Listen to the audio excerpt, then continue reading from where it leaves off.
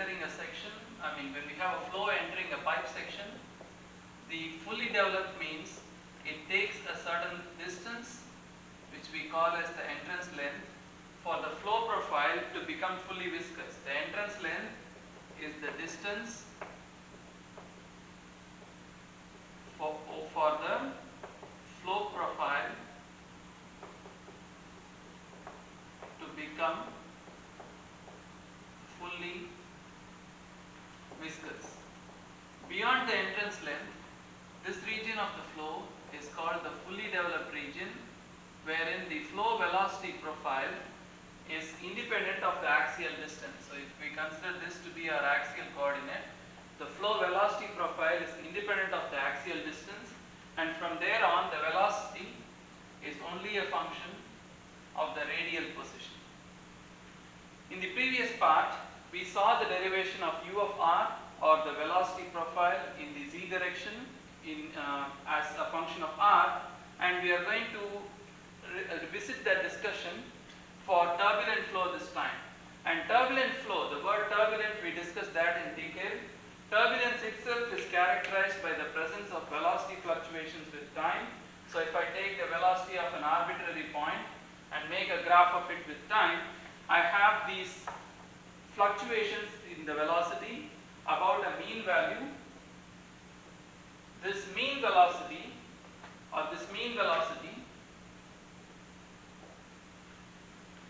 which I used to denote with this triangular bracket, is the average of the velocity over an arbitrary interval of time.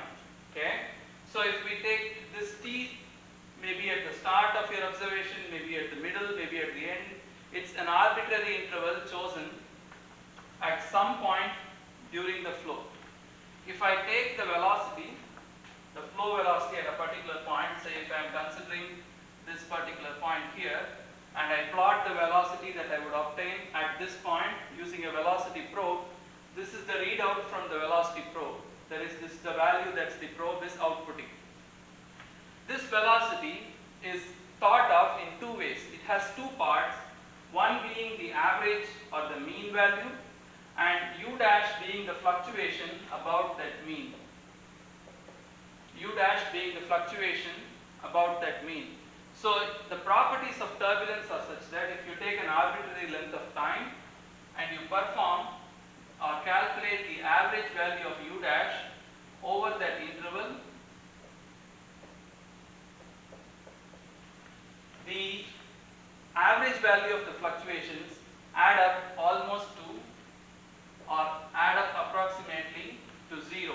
That is, the fluctuations, if I mark the area above the mean and the area below the mean,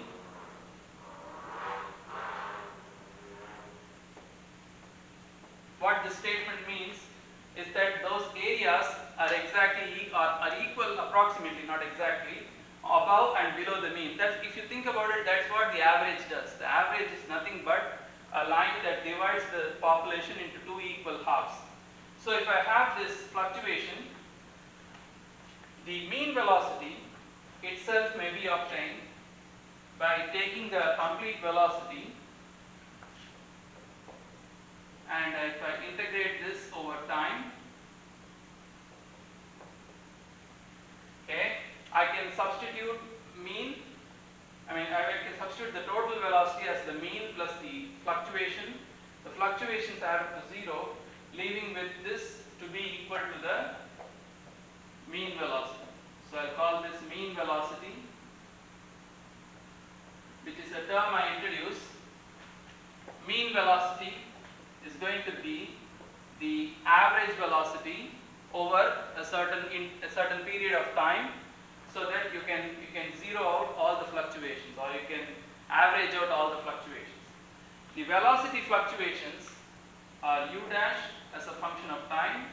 Their important property is that their average adds up to 0 if for a sufficiently long interval of time. So this is something, if you have, let's say, a point, at that point the velocity is predominantly forward or predominantly in one direction. That one direction or that value is what we call as the mean velocity. About that mean, the fluid not only moves this way, it also tries to move in other three directions also with a magnitude u dash. That's what we call as the fluctuation. So if we were to understand what is the effect of this velocity, we define another quantity called the turbulence intensity, which is not really the fluctuation which has a positive or a negative sign. We take the fluctuation squared and compute the average of that and take the square root of that average. That would be the turbulence intensity defined as u dash squared integrated over time divided by the interval of time. That's the average mean squared fluctuation. This is the mean squared fluctuation. That is what we call as turbulence intensity. If you have a laminar flow, the turbulence intensity should be 0. Theoretically speaking, if you had a laminar flow, you would just have the mean. The fluctuation is 0 all the time. Your turbulence intensity will also be 0. If you had a high level of turbulence or a high level of chaos or randomness, this value is going to be higher, and the higher it's going to be, it's kind of like a standard deviation. Okay, the higher it is, the more these fluctuations are going to be. It could be as big as this, although there is a mean. This has a higher level of turbulence intensity than this one, the inner one. So turbulence intensity is a quantity that is similar to standard deviations, in that a higher standard deviation means a wider spread of values. Okay.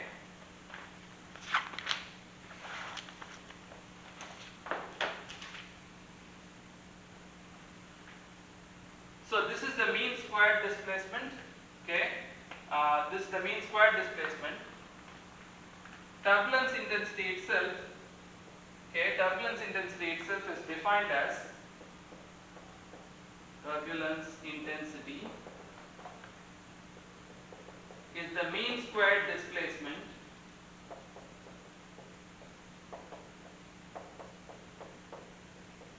divided by the mean velocity. Divided by the mean velocity, making this quantity unitless. Making this quantity unitless. Okay.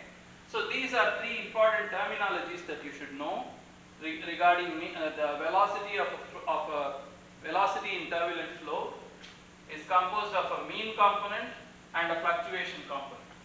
Mean component, fluctuation component. The fluctuation component adds up to 0 over an arbitrary length of time because it can be positive or negative about the mean, and the turbulent intensity is defined as the mean squared fluctuation divided by the mean velocity. A value of 0 for the turbulence intensity means it is a highly laminar flow. A high value of turbulence intensity, like for example something that's 10% or 0.1, is considered to be a very turbulent flow. A fluctuation of 10% above the mean is considered to be highly turbulent flow, whereas a fluctuation of 1% is nominally turbulent, and 0% obviously is not a turbulent flow, it's a laminar flow. Okay.